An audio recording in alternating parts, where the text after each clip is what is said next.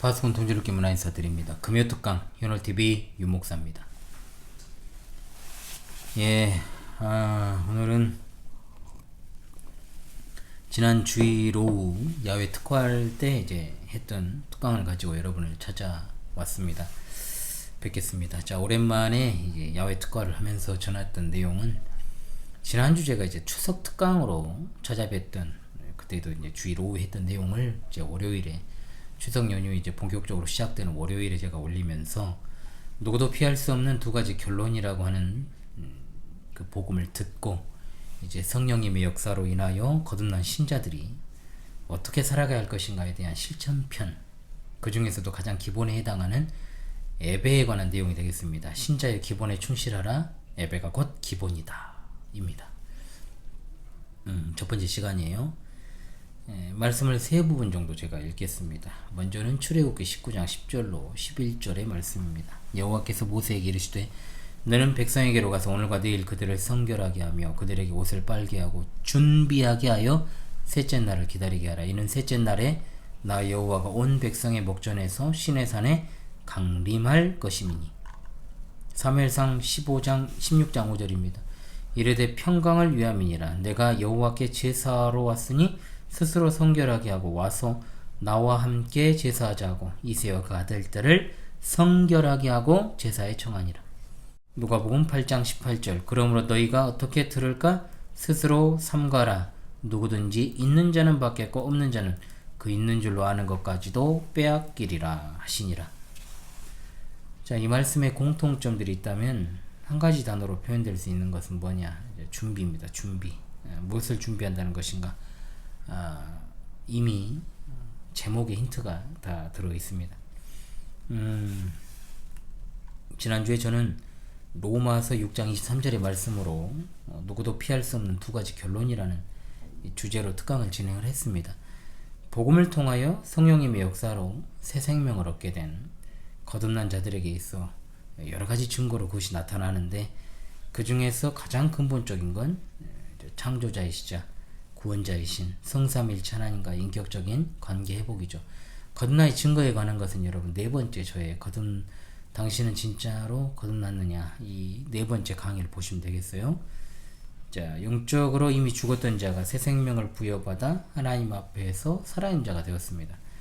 생명의 근원 되시는 하나님과의 교제를 회복하고 참 생명을 소유하고 경험합니다.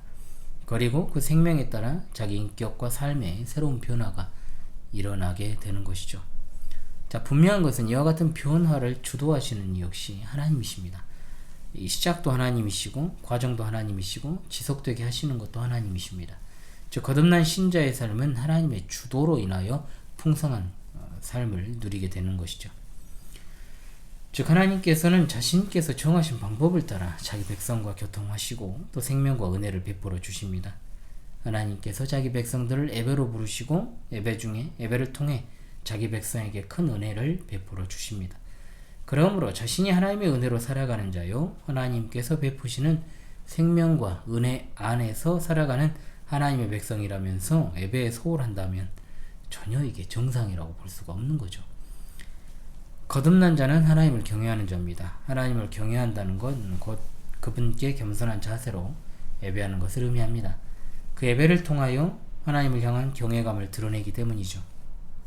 하나님이 예배를 통해 베푸시는 은혜를 힘입어 살아가는 것입니다. 그런데 근래 어떤 교인들의 모습 가운데 예배를 준비하고 또 예배에 참여하는 태도에서 진실함도 결여되어 있고 겸손함도 참으로 상실해가는 그런 모습들을 발견하게 됩니다. 자, 예배를 하나님께 드린다는 사실이 참 무색하다는 거죠. 참 경솔하다, 진짜 진지하지 않은 태도로 임하는 자들이 갈수록 늘어난다는 겁니다. 비교적 저는 굉장히 보수적임에도 불구하고 그런 경향들이 우리 교회 안에도 짙어요. 이건 굉장히 중요한 문제입니다. 예배 태도가 바르지 않은 교회, 그리고 거기에 속한 개인은 참된 신앙이나 어떤 영적인 진보가 있기 어렵고, 또 예배의 변질과 균열은 결국 교회 전체와 성도 개개인에게도 치명적인 영향을 미치게 되기 때문입니다. 예배가 무너지면 이제 하나님께서 은혜 주시는 통로가 막힙니다. 그런데 어리석게도 그런 상태를 방치한 채 신앙생활 이어가는 자들이 많죠. 진정한 사모하면도 어떤 경외감도 없이 경외심이 없이 예배를 그저 이제 종교적인 어떤 거칠의 수단으로 삼고 그저 이제 염원하는 것을 달성하려는 기복적인 모습들도 있고 하나님이 정한 길로 가진 않은데 그분의 주머니에 있는 것들에 관심이 있는 이런 모습들, 이건 진짜 하나님 기만하는 거죠. 예배를 통해 하나님과의 참되고 인격적인 어떤 교제 없이 자기 정욕대로 하나님을 이용하려는 태도가 바로 이건 거죠. 무너진 예배가 반드시 회복돼야 됩니다. 특히 회복되어야 할 것은 뭐냐? 예배의 감격 아니겠습니까? 그리고 거기서 오는 기쁨. 예배를 통해서 누리는 감격과 기쁨은 우리가 하나님과의 거룩한 교제를 통해 삶의 생기와 영적인 풍요로움을 얻게 하는 매우 중요한 요소입니다. 그것은 하나님께서 정하시고 허락하신 것으로 지금껏 자기 백성들에게 행해 오신 것이죠. 따라서 우리가 그것을 간절히 사모하고 진정으로 구하는 자세가 필요합니다. 예배 중 누리는 감격과 기쁨은 인위적으로 만들 수 없어요. 오로지 성령님의 감동하심을 따라 가능한 것이니까요. 그러므로 예배하는 자는 늘 감격과 기쁨이 있기를 구해야 되는 겁니다. 그런데 때로 이 은혜에 있어 걸림돌이 되는 일들이 있습니다. 특히 우리의 굳은 심령이 성령님의 은혜로운 역사에 오히려 방해물이 될 수 있다는 것. 하나님은 영원부터 영원까지 계시는 분이시오. 천지의 창조자여 생명의 주관자이시며 온 우주 역사를 다스리시고 주관하시는 하나님이십니다. 심판하시는 분이십니다. 특히 죄인들을 죄에서 구원하시는 자요 또한 거룩하시고 선하신 분이십니다. 그러한 하나님께 드리는 예배, 그런데 이 예배의 마음의 준비함도 또 사모함도 없이 성령의 역사를 기대하는 것은 이건 하나님 못 오가는 거죠. 일전에도 말씀을 드렸습니다만 우리가 만일 대통령을 만나러 간다고 해도 미리 준비하고 예의 갖추는 게 당연하잖아요. 그러니까 내가 요즘 이제 하도 그냥 얼빠진 사람들이 많으니까 그렇습니다만 내가 지지하는 사람이건 아니건 상관없이 어찌되었든 나라를 다스리는 권위를 가지고 있고 존중받아야 될 위치에 있는 게 대통령이죠. 자, 그렇다면 온 우주 만물을 창조하시고 지금도 다스리시는 하나님을 뵙는 일을 어떻게 했어요? 준비가 없다는 것은 말이 되지 않는 거예요. 우리가 예배 가운데 은혜를 못 받는 이유, 예배 속에 마땅히 있어야 될 성령님의 역사와 은혜를 못 누리는 것, 그 이유, 그리고 하나님을 향한 온전한 경배와 찬양보다 그냥 인간들이 인위적으로 만들어낸 어떤 인간 냄새가 가득 찬 잔치가 되어가고 있잖아요. 그 이유가 뭐냐는 거죠. 그것은 하나님께 마땅한 태도, 그 태도로 온전하게 예배하지 않기 때문이다. 자, 중요합니다. 우리는 예배를 준비해야 돼요. 뭘 준비해야 되느냐? 마음입니다. 마음의 준비가 얼마나 중요한가. 이게 진짜 핵심입니다. 서두에 제가 낭독했던 출애굽기 19장 10절로 11절의 말씀은 하나님께서 이스라엘 백성 가운데 강림하시기 전에 모세를 통해 이스라엘 백성들을 미리 준비시키는 장면이잖아요. 하나님께서 모세에게 오늘과 내일 그들을 성결하게 하며 그들에게 옷을 빨게 하고 준비하게 하여 셋째 날을 기다리게 하라. 200만 이상 되는 이스라엘 백성이 이 명령을 따라 이틀 동안 스스로를 성결하게 하고 하나님께서 친히 그들의 목전에 강림하실 셋째 날을 준비하신 겁니다. 무슨 말을 하려고 하는 것인가? 준비해야 된다는 거예요. 준비. 하나님 앞에 서서 그분을 뵙는다는 것, 곧 준비해야 됨을 의미합니다. 하나님께 어떻게 나아가야 될 것인가? 그래서 철저하게 마음의 준비를 해야 한다는 것이요. 마음의 준비가 된 사람은 외양도 갖춰지게 되는 거죠. 자, 절대로 경솔하게 해서는 안 된다는 것이 출애굽기, 레위기, 민수기에 계속 강조되는 내용들입니다. 서두에 제가 낭독한 사무엘상 16장 5절도 마찬가지입니다. 사무엘이 이새어 온 집안 식구들에게 내가 여호와께 제사하러 왔으니 스스로 성결하게 하고 와서 나와 함께 제사하자고 했습니다. 하나님께 제사하기에 앞서 먼저 스스로 성결해야 된다라는 것을 말하고 있죠. 역시나 하나님께 나아가려면 마음의 준비가 필요하다는 사실을 보여줍니다. 아울러 히브리서를 통해서 신약 성도들에게 분명하게 강조하는 바 히브리서 10장 19절 말씀, 그러므로 형제들아 우리가 예수의 피를 힘입어 성소에 들어갈 담력을 얻었나니 우리가 마음의 뿌림을 받아 악한 양심으로부터 벗어나고 몸은 맑은 물로 씻음을 받았으니 참 마음과 온전한 믿음으로 하나님께 나아가자. 아멘. 자, 참 마음으로 나아가는 건 준비된 마음을 말합니다. 하나님께서 시내에 사는 이스라엘 백성들에게 명하신 것처럼 준비된 진실한 마음으로 하나님께 나아가야 됩니다. 우리는 예배에 이런 어떤 마음의 준비와 바른 태도를 가지고 나아가는가를 점검할 필요가 있다는 거죠. 16세기 종교개혁은 예배의 개혁이었다. 자, 자주 말씀을 드립니다. 로마 교회에 의해서 예배가 하나의 의식으로 전락을 해버렸잖아요. 제사돼 버렸잖아요. 예배 개혁은 교회 개혁의 가장 필수적 측면이라 해도 무방합니다. 역시나 가장 큰 강조점은 어디에 있느냐? 마음입니다. 마음의 준비. 그럼 오늘날 뭐가 달라졌을까요? 한국교회는요, 예배에 있어서 마음의 준비를 잃어버렸고 형식주의로 회귀했어요. 로마교로부터 성별한다고 말만 하고 있고 성경으로부터 이탈한 죽은 예배 모습을 하고 있다는 것. 예배자가 예배 준비한다는 건 있을 수 없는 일이고 예배 인도자만 예배 준비하면 된다라고 생각을 하는 겁니다. 하나님을 예배하는 일에 있어서 우리 삶과 마음에 있어 전혀 준비되지 않는 측면들이 굉장히 많다는 겁니다. 그렇다면 예배를 마음으로 준비하는 것의 이유가 뭐냐? 중요하죠. 왜 예배를 준비해야 됩니까?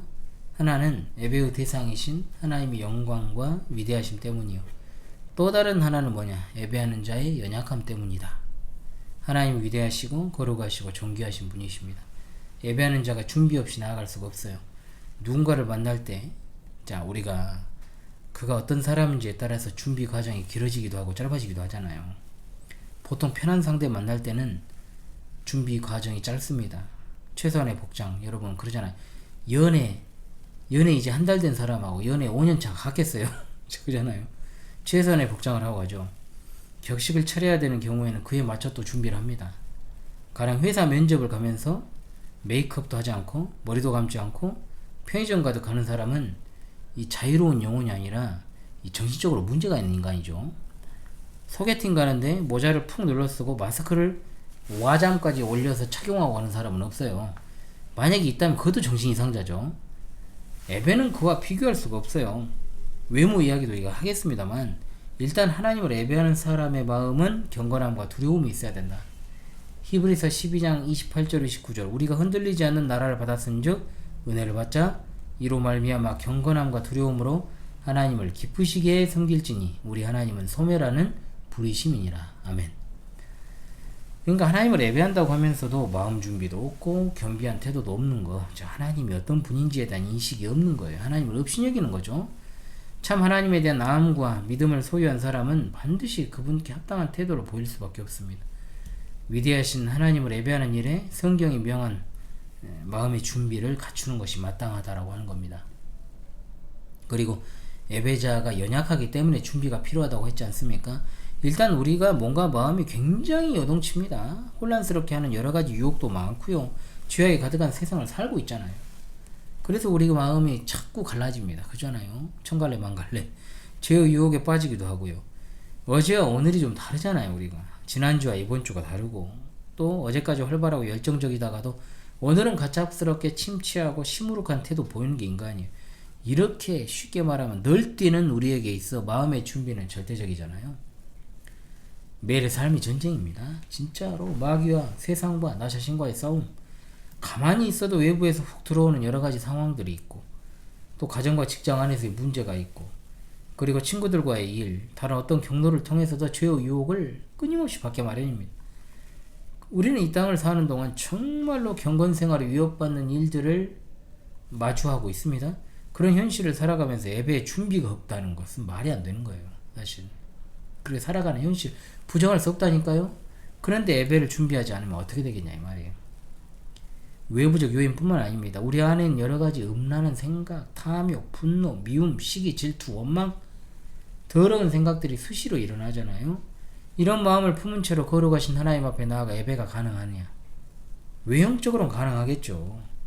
이런 상황에 놓여있는 우리가 하나님 말씀을 눈으로, 귀로, 입술로 보고 듣고 되뇌이지 않고 기도하지 않으면서 세상과 그냥 막 믹스돼 가지고 뒤섞여 살다가 온통 세상의 말을 그냥 하다가 시간 되어서 겨우 몸을 이끌고 나와 엉덩이 붙이고 하는 예배가 과연 정상적이겠냐고요.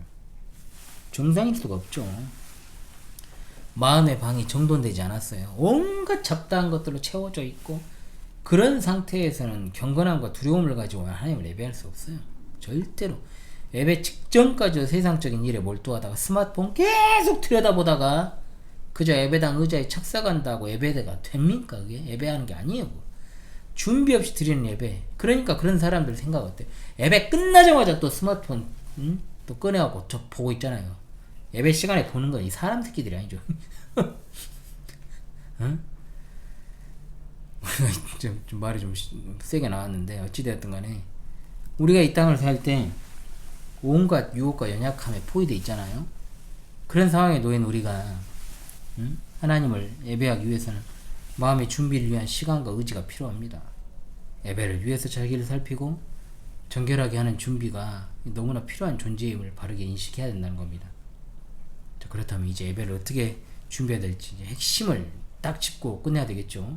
예배를 준비하면서 가장 중요한 것은 뭐냐?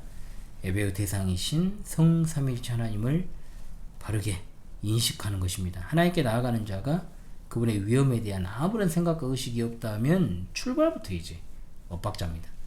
그래서 첫 번째가 바로 삼일체 하나님을 의식하는 것이다. 주일 공예배 첫 번째 순서가 예배로의 부름이지 않습니까? 이 부분에서 목사가 이렇게 외칩니다. 우리의 도움은 천지를 지으신 여호와 이름이 있도다. 우리의 창조자이시자 구원자이신 성삼일체 하나님을 예배하겠습니다. 하고 삼위 하나님에 관한 송영 하고 삼위 하나님을 의식하는 예배 반드시 해야 됩니다. 창세전에 우리를 택하신 성부 하나님, 예배의 길을 열어주시기 위해 죽으시고 다시 사신 성자 예수 그리스도, 또한 그리스도를 믿을 수 있게 하신 성령 하나님을 기억하고 또 기억하는 것이 필수다. 우리가 예배자로 예배하기까지 자기 생명을 버리신 주님의 놀라우신 사랑을 생각하면서 준비하지 않은 예배는 그저 껍데기만 남아있는 것이다. 수업을 듣는 학생처럼 아니면 교양 강좌 듣는 것처럼 감사함도 없고 사모함도 없고 자기가 좋아하는 주제에 대해서 고개만 까딱대는 거 예배가 아니에요. 그거. 성령님께서 우리를 이끌으셔서 하나님께 온전하게 예배할 수 있도록 도우시고 감동 감화 주시기를 구해야 됩니다. 삼위일체 하나님을 바르게 인식하고 기도하고 의지하는 게 바로 최우선 순위의 예배 준비라고 하는 사실을 여러분 잊지 마십시오. 그리고 두 번째, 죄악으로부터 돌이켜야 됩니다. 회개입니다. 마음의 준비를 단순히 어떤 예배 시간에 늦지 않고 와서 눈 감고 있는 거 이게 아니에요. 물론 우리 교회는 그조차도 안 되는 분들이 아직도 있어요.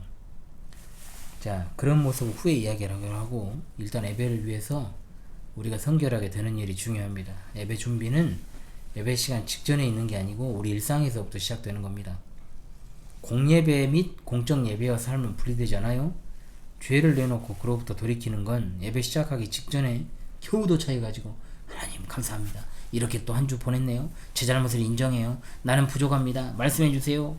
가르쳐주세요. 이렇게 뭐 되뇌인다라고 되는 게 아니에요. 삶 가운데 아주 너저분하게 산재에 있는 죄를 버리고 예배를 준비해야 된다 이 말입니다. 우리가 마음을 하나님께로 돌이키지 않은 채로 얼마든지 그냥 예배 의식에 그 자리에만 있을 수 있다는 것, 이걸 정말로 위험하게 생각을 해야 됩니다. 그리고 세 번째, 기도입니다. 당연한 이야기지만 이 역시도 예배 시작 전에 가까스로 와서 눈을 감는 행위가 아니에요. 우리 일상에서 예배자로 기도하면서 또한 자기 상태를 말씀드리고 은혜를 구하는 것까지 다 해당되는 거예요. 하나님의 은혜를 사모하는 기도를 드리고 하는 그런 예배와 그런 기도 없이 하는 예배가 같을 수가 없어요. 예배를 사모하는 마음으로 기도할 때 성령님의 비추심 안에서 정말 자기의 부족함을 보게 되는 겁니다. 이리저리 흩어지고 정말 비뚤어진 마음, 교회에 속한 지체에 대한 미움과 편견, 그런 것들을 여전히 품은 채로 예배하러 온 자신의 모습을 돌아보고 하나님께 간절히 용서를 구하고 또 진실한 마음으로 그래야만 하나님께 예배할 수 있는 거죠. 기도가 예배 준비를 위해 필요하다 하는 게 무슨 그 기도 행위 자체에 무슨 주술적 힘이 있는 게 아니고, 기도의 능력은 뭐냐? 실제 기도할 때 성령님께서 우리 마음을 밝히 조명하시고 회개케 하시고 정결하게 되도록 도우시는 은혜가 바로 기도의 능력이죠. 예배 중 하나님 은혜와 감격을 경험하려면 일상에서부터 우리가 충분한 시간을 가지고 미리 기도하며 예배 준비하는 습관이 이제 갖춰져 있어야 돼요. 진짜 이거 안 됩니다. 진짜 왜 그런지 모르겠어요. 진짜 이해가 안 돼요. 네 번째, 시간. 이 진짜 기본인데요. 앞서 기도로 예배 준비한다고 했지만 이건 이제 예배에 앞서서 충분한 시간을 두고 참석해야 가능한 거예요. 이게 현실적으로. 시간 다 됐는데도 잡담을 하고 있고 우왕좌왕하고 왔다 갔다 시간 다 돼가지고 오거나 또는 지각해서 예배가 될 리가 없어요. 응? 그잖아요. 이제 극장에 영화를 보러 가도 시간 전에 미리 가서 예매하잖아요. 그리고 객석에 앉잖아요. 영화 시작하기 전에. 사적인 만남에서부터 일로 인한 미팅 이르기까지 시간은 기본. 정한 시간 있잖아요. 정한 시간. 귀하고 중요한 상대일 경우에는 우리가 그 만남 늦지 않으려고 얼마나 그 전날부터 신경을 써요?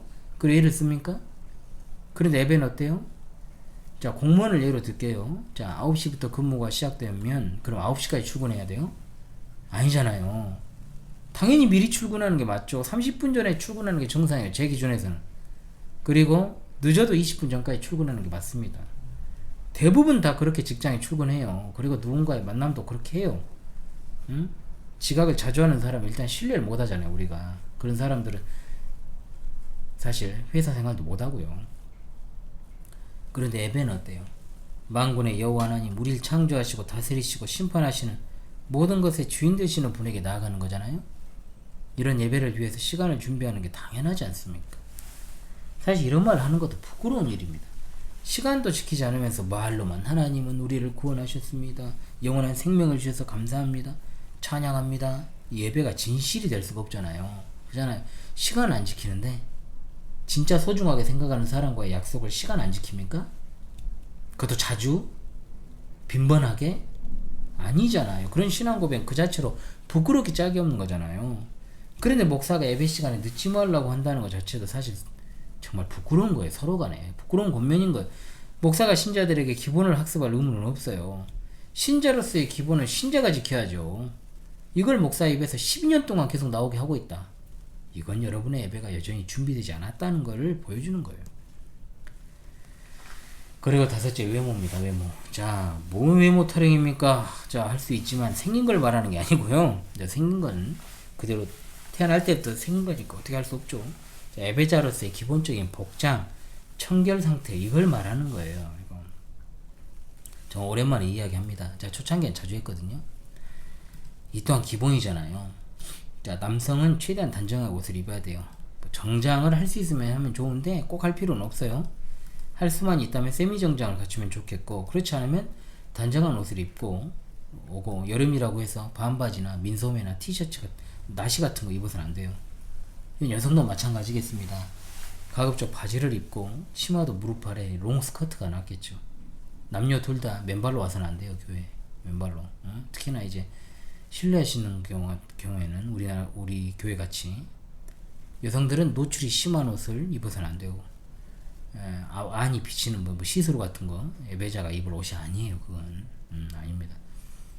그리고 여름이라고 해서 민소매 입어서 안 되고, 여자는 마찬가지고 남녀 다 공통이에요. 이건 단정한 캐주얼 룩이면 충분하다라고 저는 봅니다.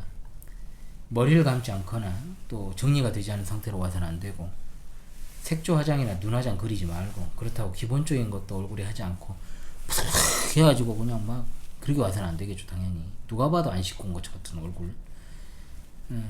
그러니까 나이가 들수록 사람은 어찌되었든 여러분 기본적인 건 해줘야 되잖아요. 젊을 때야 그 자체로 빛나죠. 그냥 씻기만 해도 그냥 빛나니까. 근데 어때요? 이제 건조해지고 푸석푸석해지잖아요. 근데 그런 상태로 오는 걸 갖다 하나님 앞에 나는 그대로 그냥 드러내기 왔다 웃기고 자빠야 되네. 그거 아니죠. 그건. 그러니까 이거는 잘 여러분들이 이걸 좀 인식을 해야 돼요. 사람을 만나러 갈 때 하지 않은 행동을 예배의 자리에서 해서는 안 되는 거예요. 그건 당연한 거죠. 청소년 학생들이 또 마찬가지 머리를 청결하게 해야 되고, 머리가 무슨 떡진 채로 오거나 급하다고 이제 세수도 하지 않고 오는 일은 없어야 되고, 어제 입었던 옷 막 김치국물 묻은 거 막 그대로 입고 오지 말고, 또 깨끗하게 세탁된 옷으로 환복하고 와야죠. 제가 이런 말을 하는 이유가 뭘까요? 왜 그러겠어요? 제가 이런 말을 왜 하겠어요, 여러분? 이게 안 되는 모습이 있으니까 하는 소린 거예요. 꼰대 같은 이야기 같지만 한번 생각해 보십시오. 제가 한복 입으란 게 아니에요. 옛날에 안내위원들 한복 입히고 그랬잖아요. 아니, 그건 아니에요. 그것도 잘못했다고 제가 말했잖아요. 우리가 직장이든 어떤 미팅이든 하물며 가볍게 누군가와 만나서 티타임 정도 하러 갈 때도요. 하지 않는 외모나 복장을 예배의 자리에서 해서 안 되는 거예요. 당연한 거잖아요. 예배 룩이 따로 있진 않아요. 또 예배 시 필요한 메이크업이나 용모가 정해진 거예요. 만약 그런 게 있다고 하면 저는 안 시켜줘. 그잖아요. 단정하고 깔끔해야 됩니다. 그러니까 불필요한 막 장이 화려한 거 막 할 필요도 없어요. 다시 말하지만 지나치게 화려한 옷을 입거나 멋내는 것도 좋은 모습은 아니에요. 이런 기본적인 것들을 목사가 이야기해야 되는 게 안타깝지만 그래도 해야죠. 지침이 좀 될 수 있길 바래요. 어느 정도는 가정에서 예배하더라도 이런 기본적인 것들을 지키고 해야 그게 하나님께 하는 예배가 맞죠. 마음 준비 없이 하나님께 영광 돌리는 예배 불가능해요. 사람을 적당하게 눈속임할 수 있어도 하나님을 속일 수 없거든요. 하나님은 모든 것을 아시고 우리의 마음까지도 정확하게 꿰뚫고 계시기 때문에 진실하지 못한 마음으로 은혜를 구하는 것은 위선입니다. 명심합시다. 자, 다음 시간에는 말씀을 듣기 위한 준비 어떻게 해야 되는가 여기에 대해서 전하도록 하겠습니다. 두 번째 시간으로요. 물론 이 부분은 제가 전하는 자와 듣는 자라는 특강을 통해서 아주 예전에 전달한 바도 있습니다만은 이번에는 이제 마음의 준비라는 측면에서 이 부분을 또 다루도록 하겠습니다. 거듭난 신자로서 예배를 준비하는 일에 대한 일부를 마치도록 하지요. 이부는 다음 주 금요일 이 시간 다시 찾아오도록 하겠습니다. 여러분 지금까지 금요특강 현울TV 윤목사였습니다. 여러분 한 주간도 참으로 애쓰셨습니다.